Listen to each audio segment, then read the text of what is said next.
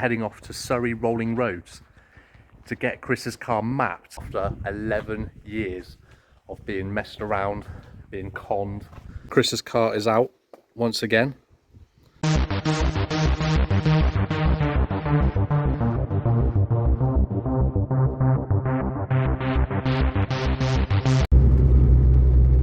Okay, so just out of the 86, heading back to the farm to hopefully make a good start on some show prep, as I'm entered into a show tomorrow called Plus 44.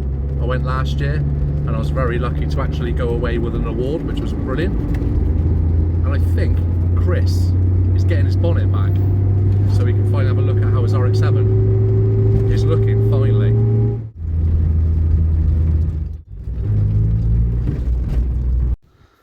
We've got the return of the bonnet.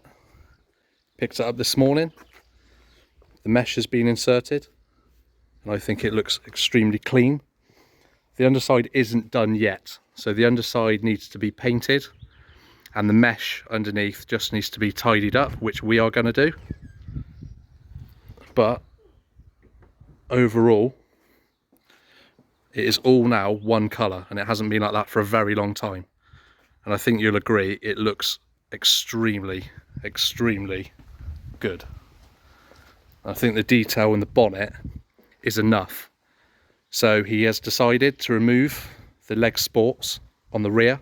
We all agree it just looks a lot cleaner without them. As previously, we know that we're running the canards with the splitter, and I think these little bits of carbon fibre are just enough. So these are carbon fibre here. We've got these on the side of the spoilers, and also that weave there. There you go, and a doula. So that's the manufacturer of that rear wing. So just this bit here, and if you have a look closely, it's a 1x1 weave instead of sort of like the conventional weave that you normally get on carbon fibre, such as this, which has a larger weave. Also, Chris has had the white stickers come through, and he's installed those. But yeah, it's really coming together, and it just looks incredible. We have got to pick up this headlight cover. It was purely just forgotten about when we picked up the bonnet, but that's no problem. Mike does have that. But if you can see from this angle here, it just looks so good now. It's been years that Chris has been waiting for this to happen, and slowly but surely he's getting there, and the vision that he's had has finally come through. Yeah, bonnet looks incredible. Bit of a closer look at his engine bay in the daylight. Simple setup, he hasn't gone too crazy with colour, just wants it really subtle. GT35 turbo, screamer pipe. And this will be going mapping very soon, so we're all looking forward to seeing what numbers it pulls and just how it sounds, really, because we haven't had a chance to really hear the potential of that half bridge ported engine. So we're very excited for that, and that's going to be at Surrey Rolling Roads.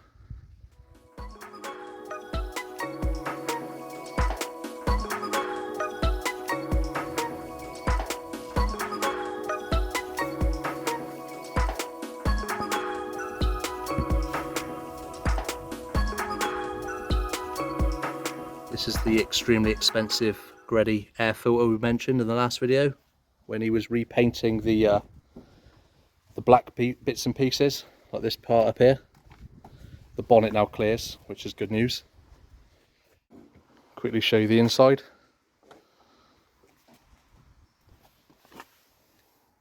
So, red carpet.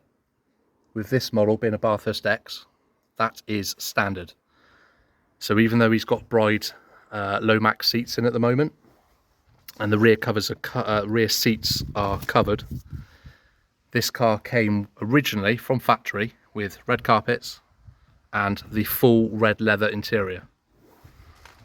And that is the original Bathurst sticker there. So yeah, this is one of 700 cars from factory. What number is this one? 76. So this is number 76 of 700, so extremely rare, I imagine. But yeah, very subtle, subtle mods. A little bit more of carbon fibre, titanium gear knob and handbrake. So this is a Nardi wheel, it's just got the Mazda horn button. Got this aftermarket shroud here, so his AEM gauge, his boost gauge, can sit in there. And then we have one just on there that shows the volts. And then you've got his boost controller just there, which is a Profec. Otherwise, all pretty much stock and extremely clean. So it's arrived, the day that Chris finally gets his Rx7 mapped and on the road after 11 years of being messed around, being conned, just scenarios which you don't want to get yourself into. So we finally reached this point, and I'm safe to say I'm really, really excited to see what we can get out of this car.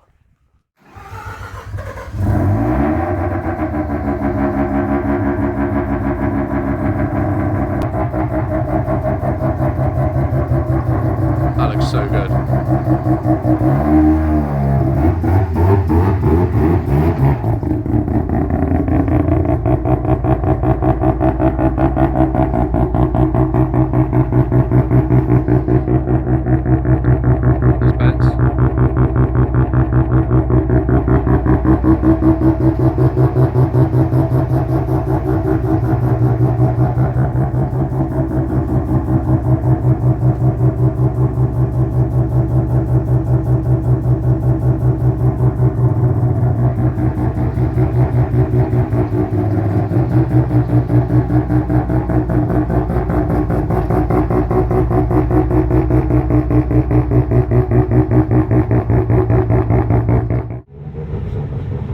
Just coming through the town of Marlborough, waking them up, I think. Just making sure everything's still secure. We're at a fuel stop. Hopefully this won't become a common thing for Chris once it's mapped. So yeah, sticking some fuel in and we'll head off again. So it's just topped up with fuel. It's now time for this. So it's 10 to 1. And it literally smells like the old motorbike shop I used to work in years ago as a kid. Good old two-stroke.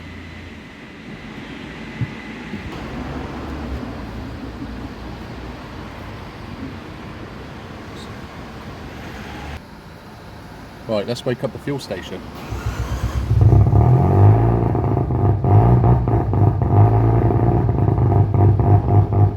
This car at the moment is running extremely rich. I don't know if Marco's going to want to clean the plugs when he gets there because they are brand new. But let's see what we get.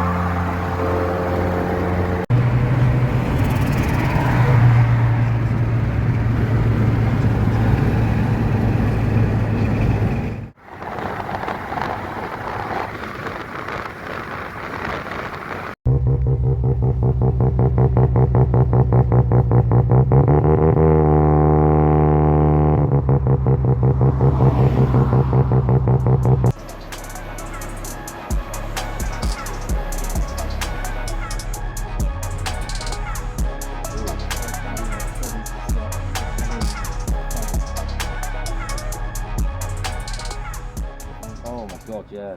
I mean, we go to a lot of shows as well, don't we? And we look around and stuff and we're like, oh my God. From 20 foot, they look incredible because the car looks incredible. But I must admit, yeah, when you go up to fitment and just the final details, that last 10%, as they say, is missing. I think what's happened is some owners bought them when they were cheap a good few years ago. Yeah. And then obviously the price of the value of the cars skyrocketed. Yeah.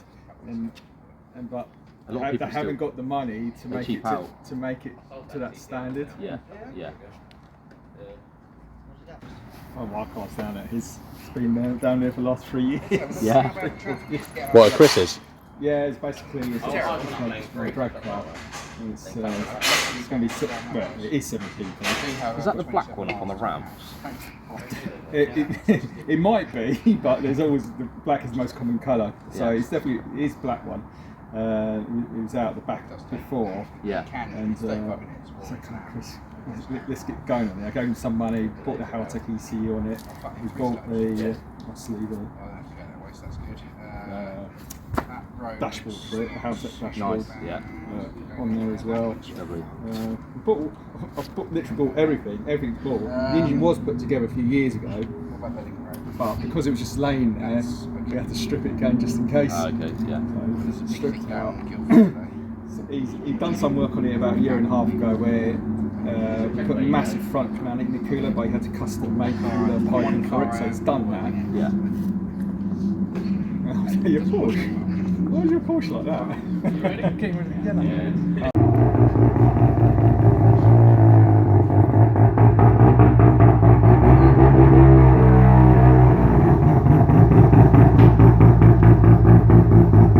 So loud.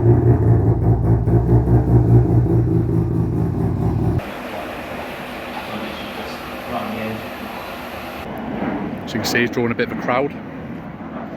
Got a few cars that were mapped before Chris's, but as soon as they saw his, they were like, we're going to have to stay and see what this does. But the car, if you can just see, is now on the rolling roads. They're just setting it up and strapping it down, and then we'll go for a run and then see what we can get. But it is a very, very hot day today. It's about 30 degrees inside, so whether he can get full power, we're not quite sure. So fingers crossed, and yeah, we'll see how much we can get, and as long as it's reliable, that's the main thing.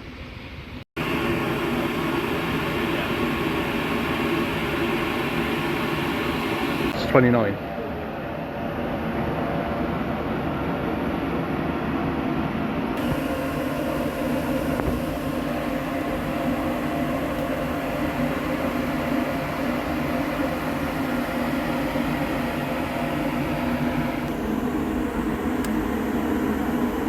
Get some aircon in there, mate.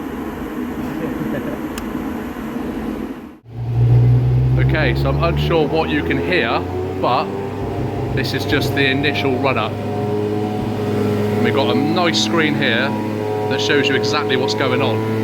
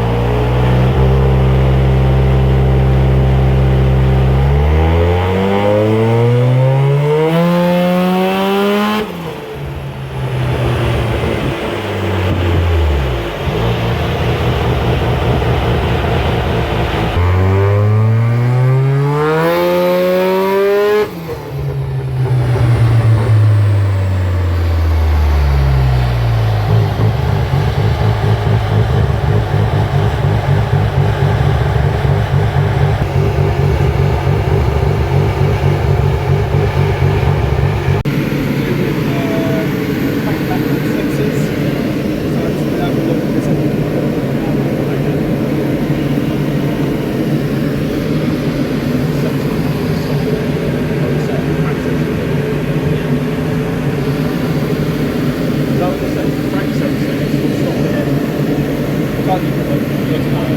Yeah, it's going to be a misfire because it's sending the wrong information to ECU, so it's thinking, oh, at this point inside when it's not. So it's triggering on the...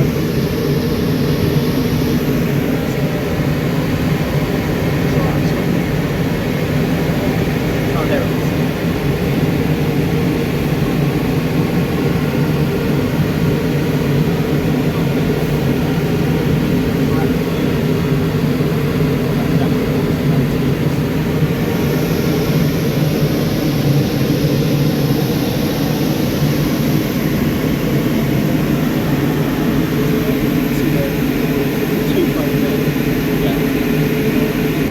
Crank sensor. Yeah. Was Yeah, it so it runs clean up to 6. So that was new as well, wasn't it? No. No, they weren't new. Oh, I thought you replaced them. let it cool down. A couple more runs. Yeah, I keep throwing that error. Just trying to find out where the old, which point the old goes the error. That last one didn't trigger the error. So we just ran up 6 before sort of problem. So one to take no extra run. So do another run, a bit higher.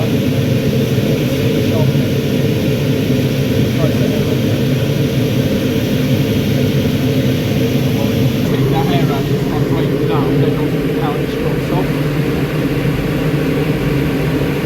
I mean, on a day like today, with that setup, what sort of BHP would you hope to achieve? Well, we get 283 at wheels, and Yeah. quite low boost, only on 8 PSI. So 8 PSI, 283 on wheels, about 330 at wheel. I mean, At the fly, yeah. flywheel, so the power's pretty, it's going up like that. You should see. The power's pretty around right there, where it's going.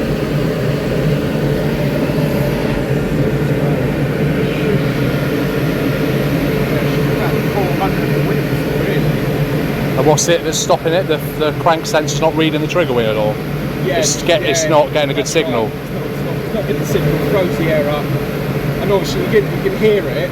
All right, you can. Yeah, we can hear Yeah, it. you can hear it. We can hear it. Like a break. splutter? Yeah, like a splutter. And that's when we cut it off. Obviously got a different foot now. And so yeah, it's spluttering around there, and that's where it's running the error. So obviously, the reason why it's spluttering, because it's getting incorrect signal from there, it doesn't know at which point the engine position is. Timing is all. Yeah, it doesn't know where the time is. It's getting confused. Yeah. Is that because it's getting hot and it's the air, or? It's not hot. It's probably the fault of the sensors themselves. The wiring's spot on. There's no problem with the wiring. Might be brand new, you can see. And the actual trigger tooth on the wheel, that's clean as well. So, how many kilos sensors in it? Yeah, there's no going to see a cigarette. Yeah.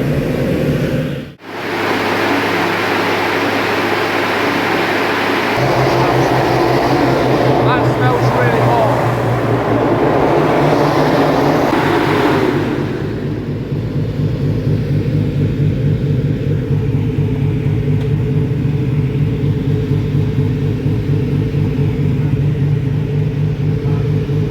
Smells a bit hot, you.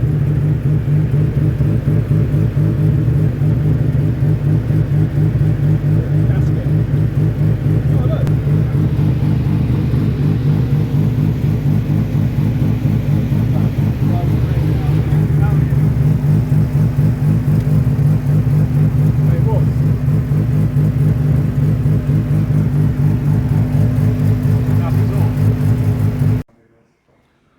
So for now, that's the final number. A few issues: crank sensor and possibly injector.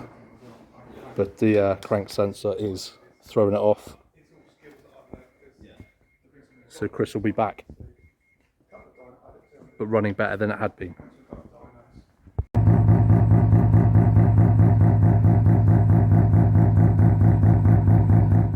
Chris filling up again after mapping and upsetting the Rozzers. They've just left, but yeah, got some questionable looks from the police.